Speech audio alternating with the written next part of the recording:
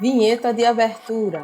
Surgem diferentes imagens, 3 pessoas trabalhando na frente de um desktop e uma modelo em pé no estúdio. No centro da tela, um semicírculo nas cores azul, amarelo, verde e vermelho. Abaixo está escrito Cursos Técnicos. Em seguida, surge a logo ETE, Escola Técnica Estadual Professor Antônio Carlos Gomes da Costa. Professor Paulo Ney. Ele é branco, usa óculos, relógio e aliança. Veste calça jeans, camisa azul marinho de botão e sapato preto. Descrição do ambiente. Paredes em pallet. Entre as duas paredes, um painel azul com o mapa de Pernambuco. À esquerda, uma televisão na parede. No canto inferior direito da tela, há uma janela de libras. Olá, estudante. Meu nome é Paulo Ney, sou professor do curso técnico de logística e hoje vamos falar um pouco sobre a disciplina de logística e suas tecnologias. Bom, a nossa unidade, essa unidade vai tratar de informações ou de sistemas de informações gerenciais corporativos. Né? A gente vai abordar alguns sistemas de informações que funcionam dentro das organizações. Bom, vamos começar falando um pouco sobre o e-commerce. O e-commerce, ele nasceu no final do século XX e início do século XXI com a implantação, com a disponibilização da internet. A internet de banda larga permitiu que nós construíssemos, que a humanidade construísse as bases para que esse comércio eletrônico pudesse funcionar. O comércio eletrônico ele pode ser entendido como sendo uma utilização da rede mundial de computadores, que é a internet, para conduzir negócios eletrônicos. Se a gente quisesse ser mais formal, a gente poderia dizer que o comércio eletrônico ele funciona como sendo transações comerciais realizadas digitalmente entre as organizações e clientes ou entre duas ou mais organizações. Isso significa que as transações de troca acontecem através da internet. O fluxo de informações acontece ao longo da internet. O fluxo de recursos financeiros também acontece ao longo da internet, ou com a utilização da internet. As transações eletrônicas elas podem ser de empresas para clientes, e aí elas são conhecidas como B2C, definidas pela venda de produtos e serviços no varejo, diretamente a consumidores finais, que é o famoso e-commerce, como vocês conhecem, vocês utilizam sites, né, de vários varejistas famosos, vocês observam, vocês admiram, vocês escolhem, vocês compram produtos, acompanham a entrega deles, recebe a venda deles, recebe esses produtos e depois você reclama se ele não veio do jeito que você quis, você interage com esses vendedores que você não conhece, que você não sabe onde eles estão, mas essa comunicação que funciona como uma base da internet, ela permite que isso seja feito. As transações eletrônicas também podem ser feitas de empresa para empresa, né, que são definidas pela venda de bens e serviços entre empresas. E transações eletrônicas de consumidor para consumidor, são definidas pela venda eletrônica de bens e serviços por consumidores diretamente para outros consumidores, também com base na internet, né, na rede mundial de computadores. Bom, aí a gente entra agora na questão dos sistemas integrados de gestão. Como é que funciona um sistema integrado de gestão e para que ele existe, né? O sistema integrado, de uma maneira em geral, ele se fundamenta em um conjunto de módulos de softwares que são integrados utilizando uma base de dados única.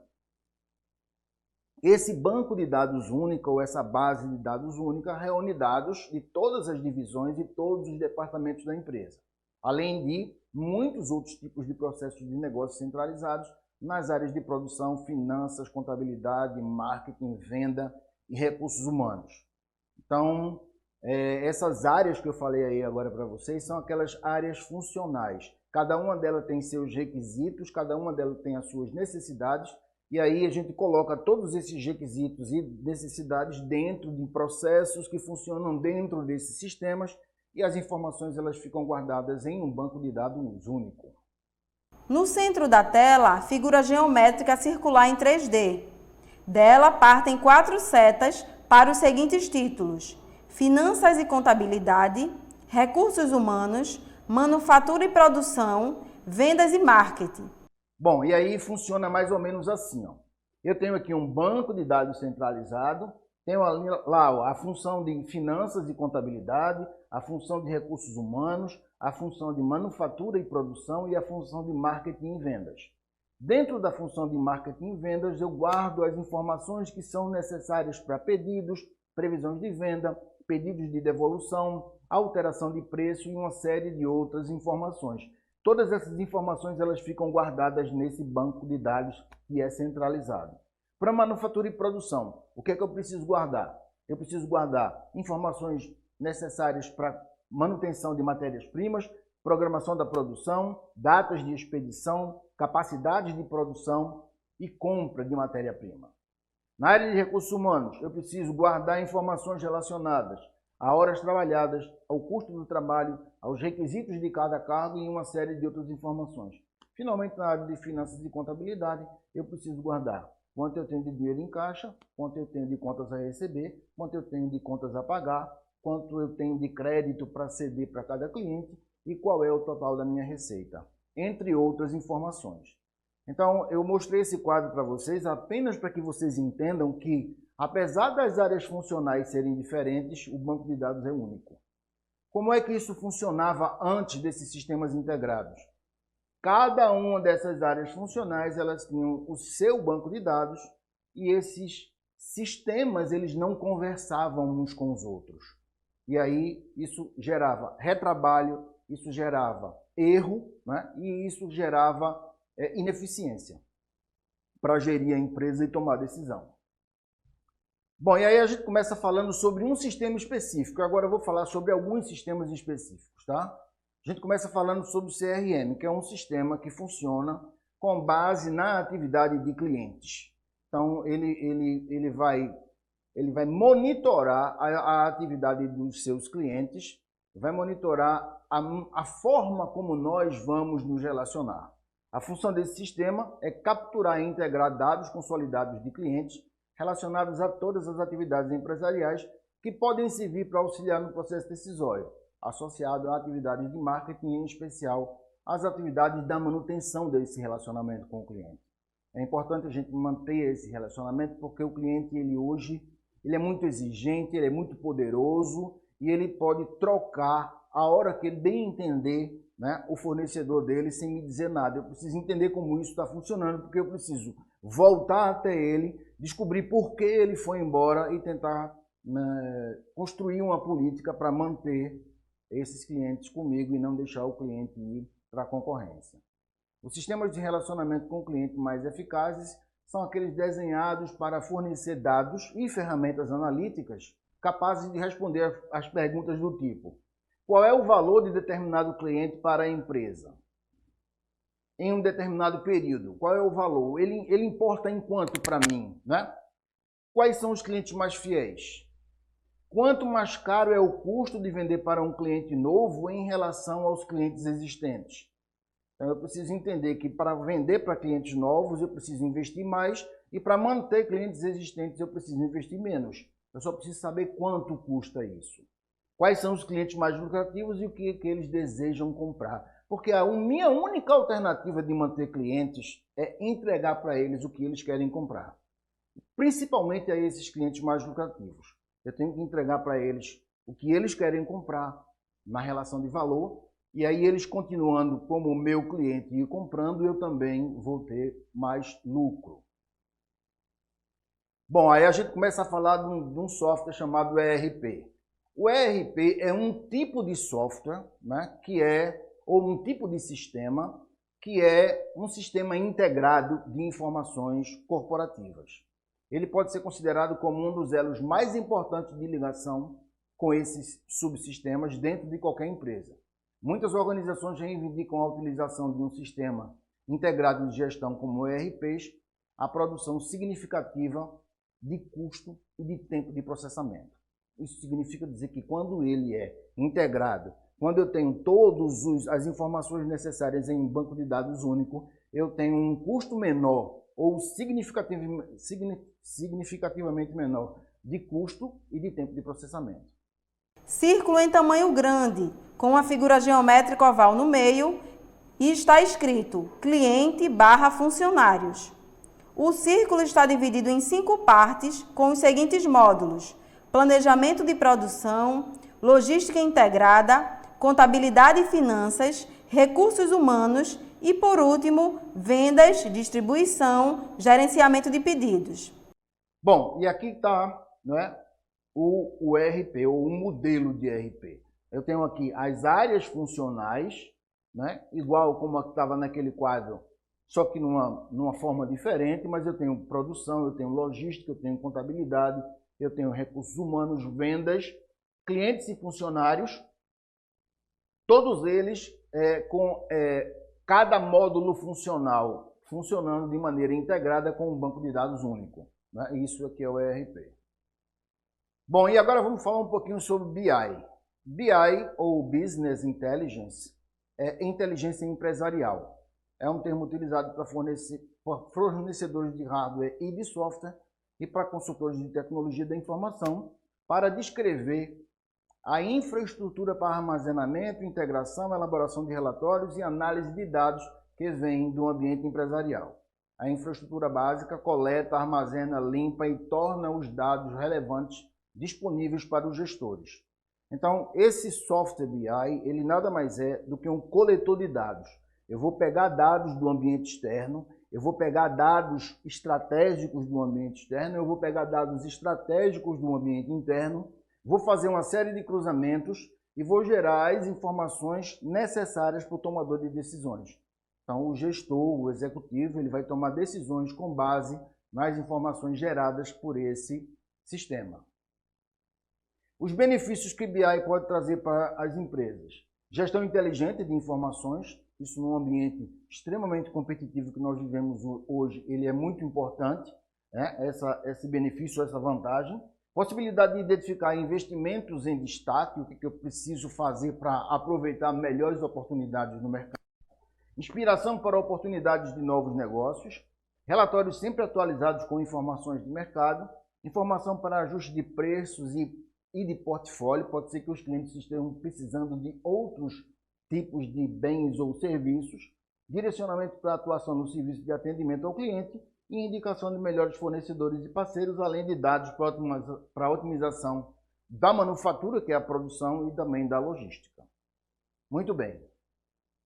E aí continuamos com esse EAI, que a gente chama de Enterprise Application Integration, que é, na verdade, uma aplicação de integração empresarial. A maioria dos softwares empresariais, tais quais o planejamento de recursos empresariais, que é o ERP que nós já vimos, o gerenciamento da cadeia de suprimentos, que vocês também já devem ter ouvido falar. O gerenciamento de relacionamento com clientes, que é o CRM, que também já vimos. A aplicação de inteligência empresarial, que é o BI. O sistema de gerenciamento de armazéns, WMS, nós vamos falar dele ainda. O sistema de gerenciamento de transporte, é o TMS, vamos falar dele ainda. Entre outros, eles não conseguem se integrar para o compartilhamento de dados e informações que possam oferecer um melhor suporte para o processo decisório. Então, eu utilizo esse tipo de software, né, o EAI, para que eu possa colocar o ERP e agregar ao ERP o SCM, o BI, o WMS, o TMS, para que eles funcionem de uma maneira integrada, de sorte que o processamento seja mais rápido, seja mais barato e seja mais ágil. Sistema de processamento de transações, como é que ele funciona? Um dos principais objetivos desse tipo de sistema nada mais é do que a promoção de respostas e monitoramento do fluxo de transações internas à organização. Qual a quantidade de componentes em estoque, quais os problemas com o pagamento de fornecedores e etc. Para prestar esse tipo de informações, elas precisam estar disponíveis, elas precisam estar atualizadas e sempre precisas. Esquema de sistemas de processamento de transações. No centro do esquema está escrito Sistema de folhas de pagamentos e várias setas indicam diferentes caminhos. Como é que ele funciona? Eu trouxe um gráfico para tentar mostrar para vocês como é que ele funciona. Eu tenho aqui um sistema de folha de pagamentos, ó. Tenho ali um banco de dados, pego informação e registro dos registros dos empregados, os dados dos empregados, a consulta online que eu posso fazer eventualmente de um dado do empregado, vou gerar a folha de pagamento para a contabilidade, vou gerar a folha de pagamento como um relatório gerencial Vou gerar folha de pagamento para agências governamentais, porque afinal de contas, quando você paga a folha de pagamento, algumas informações são necessárias para o governo, né? Você tem o imposto de renda, você tem o FGTS, você tem o INSS, que são, vamos dizer assim, verbas em que você retém e depois recolhe. Você toma do empregado, você guarda aquele valor do empregado e depois você recolhe tanto para o INSS quanto para a Receita Federal, que é o imposto de renda. E também o cheque para o pagamento dos empregados, né? Ou o depósito em conta, o cheque é uma coisa que quase não se usa mais. Sistemas de colaboração empresarial, agora vamos falar sobre social business, que na verdade, ele é muito comum para vocês já utilizam demais, mas vocês utilizam para fins pessoais. Então eu posso muito bem empregar versões desses aplicativos que vocês usam para comunicação pessoal e usar eles para a comunicação dentro da organização. Os aplicativos mais utilizados são os de videoconferência, que podem ser suportados pela internet, serviços de armazenamento em nuvem, como por exemplo ferramentas online do Google, né, o Google Workspace, o Microsoft Teams, o Microsoft OneDrive, o Microsoft OneNote, o MS Office 365, que são o Word, o PowerPoint e o Excel, Lotus Note, ferramentas de redes sociais corporativas como WhatsApp, LinkedIn, Facebook, Instagram, X, que é o antigo Twitter, Trello, entre outros. Então, todos esses softwares eles funcionam como um software de comunicação corporativa ou de colaboração empresarial. E agora eu vou falar sobre um pouquinho o SCM, que é o Supply Chain Management ou o Sistema de Gerenciamento da Cadeia de Suprimentos. A cadeia de suprimentos ela funciona, tudo que a gente compra hoje, tudo que a gente consome hoje, ela segue uma cadeia de suprimentos. Então eu tenho fornecedores de matéria-prima, eu tenho fabricantes, eu tenho distribuidores como atacadistas, varejistas e tenho o consumidor final. Então, o software que atua na cadeia, ele atua na integração dessa cadeia. Ela atua na comunicação entre os vários elos da cadeia de suprimentos, fazendo com que ela funcione como se ela fosse uma empresa só. Na verdade, são várias empresas, mas elas se comunicam entre si através desse software, fazendo que essa comunicação aumente a efetividade, aumente a eficiência do sistema e atenda melhor o consumidor final. De uma forma geral, o Supply Chain Management, que é a gestão da cadeia de suprimentos, nada mais é do que um processo que consiste no gerenciamento dos fluxos de bens, serviços, finanças, informações de maneira estratégica entre várias empresas e consumidores finais, com o objetivo de alcançar vantagens competitivas e criação de valor para os seus clientes. Muito bem. Ficamos por aqui e até mais.